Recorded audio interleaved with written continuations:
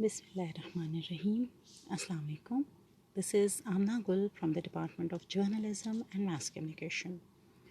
We're back with the course Communication Skills for Media, bearing the code GMC 232. The topic that we'll be dealing today is techniques for building confidence. We'll be discussing various techniques in the perspective of what we have learned earlier about communication apprehension. So the first technique that is it's preparing well. See, the correlation between preparation and nervousness is consistent. More practice results in less nervousness, like this is very common. For example, even if it were your exam, so the more prepared you are for your exam, the less nervous you are. The best, most consistent and direct way to minimize the level of nervousness you feel is through effective preparation. Now, it's not about just preparation, it's about effective preparation. It is always true. Importantly, the best sort of practice is the kind that prepares you properly. Now, you'll be wondering, why this picture with a presentation? Well, Michael Jordan was once asked the best way to learn how to shoot free throws, since he's too good at it. He said that you cannot learn to shoot free throws by walking into the gym with a ball, walking up to the line and shooting. Instead, he described how the first step in learning to shoot free throws is to run sprints. Most importantly, his advice was to run until your body was under the same stress as it would be in a game when you needed to make those free throws. Because only under those conditions would your practice become truly productive. Only then do you pick up the ball and shoot. And when you manage to catch your breath, all types of preparation and practice yield same benefits, but there is a significant difference between practice that is merely helpful and practice that is sufficient.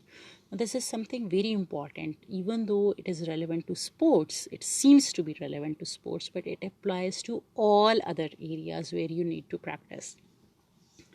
See, you need to practice as per the demands of that thing, and you just do not have to do it at the end moment. Rather, you need to have the same level of body or pressure, breathing, everything. You need to work it out accordingly. Now, there is a difference between knowing what you are talking about and knowing what you are going to say. Thinking about your presentation can be helpful, but that sort of preparation will not give you a sense of what you actually are going to say. Athletes know that the best practices will recreate game conditions and test their abilities to perform in real-life scenarios. If you study a book, this is helpful, but not sufficient. Going over a speech in your mind, again, it is helpful, but not sufficient. Many students, they do not practice effectively. And this can result in the wrong idea that practice isn't helpful. Unfortunately, these same students usually have little, if any, training in how one might prepare for a presentation. And so they employ the scholastic training they are most familiar with, how to write a paper. This is not the same activity as presenting, and so the lack of proper preparation only contributes to the lack of confidence. Let's look at a few elements of effective practice. So the second one would be visualize success. Athletes and performers are often coached to visualize what they are trying to do as a way to perform correctly. Baseball players need to anticipate what they will do if the ball is hit their way, so that they are ready to perform without having to make split-second choices, because a split second even matters. Football and basketball players must envision how each member of the team will move during a particular play because team success depends on speedy and flawless coordination between individuals. Dancers and divers are trained to visualize the form and positioning of their bodies as they execute their moves. Golfers, for example, are coached to visualize the flight and arc of the shot they're about to attempt. Engaging the imagination in this way can be beneficial to performance. As Jack Youngblood said, I visualize things in my mind before I have to do them. It's like having a mental workshop. This is very good. So, speakers too should visualize success. As you practice, visualize yourself presenting with confidence to a receptive audience. See your relaxed facial expressions and hear your confident vocal tone. Imagine yourself moving gracefully, complementing what you say with expressive gestures. Imagine the audience reacting appropriately, nodding appreciatively, and giving thoughtful consideration to your points. Imagine the gratification of watching the audience really get it. When you can honestly envision yourself performing at this level, you are taking an important step towards achieving that goal. Now, this is something you need to start practicing. You might find it a little bit funny at times, but you need to work it out. Unless you honestly believe in yourself, who else would? So you need to start believing in it. You need to start working in it towards it. And what we do, it is our cultural setup. I feel it is our cultural setup that we tend to visualize failure in anything. For example, you have to write an application, or you have to meet the chairman, or you have to make a presentation, or you have to attempt a test, a paper. You have to appear for like you have to take part in a competition of documentary making. Whatever it is, we in a cultural setup tend to visualize failure. This is where we go wrong. Unless we visualize success, there is no point in making success. We cannot make it because we don't believe in it. We don't dream for it. You need to dream it. You need to believe it in order to achieve it. So from now on, when you get your, you have any presentations, be those in this course, be those in any of the courses that you are studying currently in this semester or in the next semesters. So make it a habit that you have to visualize success from everything. For example, presenting yourself with confidence, planning your seeing your relaxed facial expressions, hearing your confident voice, imagine your graceful movements, complementing your vocals with expressive gestures, and then imagine the audience nodding and agreeing with your point of view and even appreciating you with applause. All these things matter. All these things matter a lot. Give it a shot from now on. Then the third point is avoid gimmicks. I hope you know what gimmicks is. Like, it's tricks or what we call charling. Okay. Now, some acting coaches and even speech teachers encourage their students to practice in front of mirrors so that they can watch themselves perform and evaluate how they move. In acting, this can be very useful, but in speaking, it is less so. When you practice your presentation, the most important element is expressiveness. You want to become more familiar with the volume of material, the order in which you plan to present it, and the phrasing you think would be most effective to express it. Watching yourself perform in a mirror will focus your attention on your appearance first and on what you express second. This makes using a mirror during practice a distraction from what the practice ought to achieve. See, this is something very, very much important, and there are a lot of links or books that you come across that tend to tell you to practice in front of a mirror so that you know how you are dealing with it. That is actually helpful for non-verbals. But first, for your presentations, you need to work on your expressiveness. You need to work on it, what you say, how you say it. And secondly is your appearance. Second is your nonverbal. So initially starting off with a mirror is a bad option. It will distract you. Plus, consider what you are seeing in the mirror as you practice. Obviously, it is you.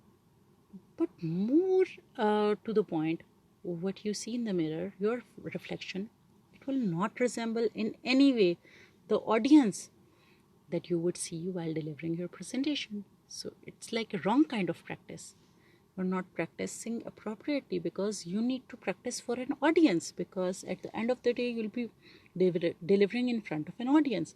So delivering when you can have a hold of what you see, what you do, how you plan your actions, it actually does not prepare you well for your presentation. Just as you want to visualize success in yourself as part of your preparation, you also want to visualize success in your audience, which means that you want to imagine the members of your audience reacting positively to your presentation, paying close attention and nodding their heads as you make your points. For some reason, the myth persists that imagining your audiences in their pajamas or night suits or something similar silly. This myth is an effective way to make standing in front of them seem less scary.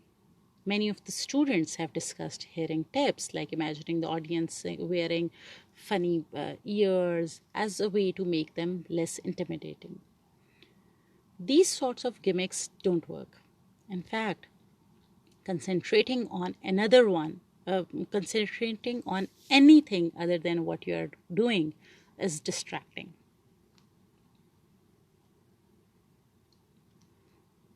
And it is not beneficial at all. So do your best to avoid such advice. Visualize success, but you need to do it according to the audience, keeping in mind that setup. So what Oprah says, breathe, let go, and remind yourself that this very moment is the only one you have for sure.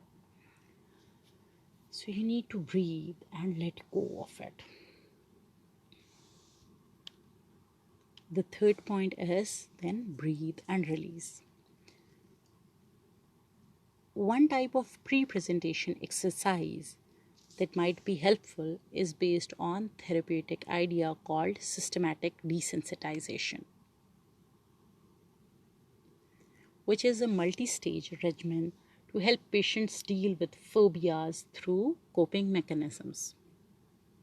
Going through both the cognitive and behavioral aspects of systematic desensitization often requires weeks of concerted effort to overcome the body's involuntary reactions to stress. That sort of psychological therapy involves gradual exposure to what produces the anxiety, long-term self-reflection, and mental discipline. Here we'll discuss a shortened version, which is called breathe and release. This is a shortcut relaxation technique that could be useful for nervous speakers, especially those who are concerned with the physical manifestations of nervousness, such as shaky hands or knees. The key to breathe and release is to understand that when nervous tension results in minor trembling, the effort of trying to keep one's hand from shaking can contribute to the whole situation. That is, trying to stop literally can make it worse. Therefore, the best approach is through relaxation. Breathe and release involves 3 steps. Number one, imagine the nervousness within your body. Imagine that energy bubbling inside you like liquid being caught. Draw that energy to a high point within your body with a deep cleansing breath. Imagine that cleansing breath to be acting like a vacuum, drawing up all of the bubbling liquid. Release the energy by deliberately relaxing the entirety of your upper extremities, not just your hands or even your hands and arms, but all the way from your fingertips to the bottom edges of your shoulder blades.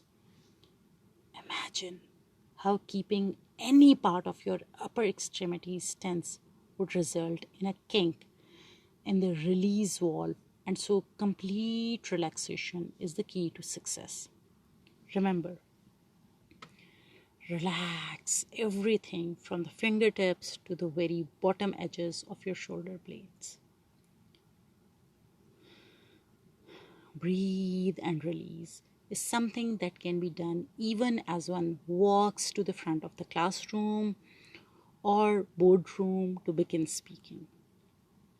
Many speakers, especially those who are concerned about the physical manifestations of nervousness, have used this technique or this relaxation technique effectively. This is my most favorite. Minimize what you memorize. One important hint for speech preparation involves avoiding the writing of an entirely scripted version of the presentation. Many people have the impression that writing a script of the entire speech is necessary first step in preparation. That practicing can only happen after you are done writing the entire speech. Unfortunately, this common impression is mistaken.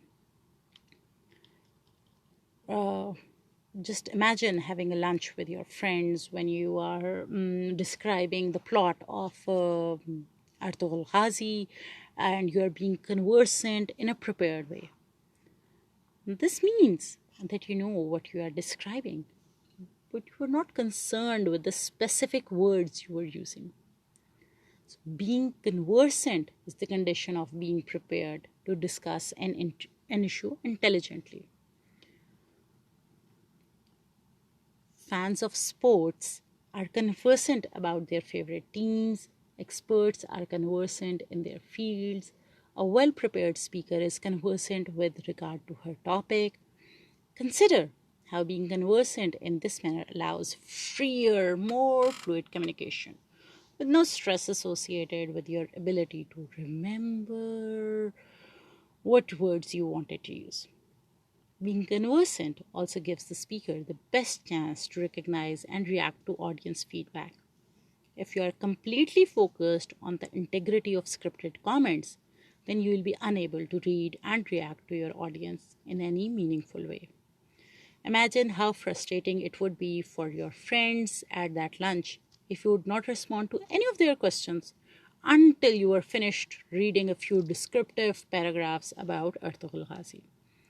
They would probably just wait until you were done reading and then try to engage you in a conversation. So Edgar Allan Poe says, if you wish to forget anything on the spot, make a note that this thing is to be remembered. Because in stress, you tend to forget it. So it's ironically said that if you want to forget something on the spot, just make a note of it that you need to remember it. And then you're dead sure that you're gonna forget it. Okay, so it's kind of ironic. Many people have had experience being in a stage play or some other type of performance that involved memorized recitation of a script. Many of us might recall moments during rehearsals when our minds would freeze and we might need just a quick reminder, the next words or phrases, the next few notes to get back on the track. This is because people do not memorize in units but in phrases or chunks. The mind attaches to a rhythm, not to each individual unit, word, or note. This is why it is best to minimize what you memorize. Prepare your opening carefully so that you start smoothly. Prepare your closing comments so that you can end sharply and with style, but avoid preparing and then memorizing an entire script. We'll end the lecture here and then we'll continue the same topic in our next lecture.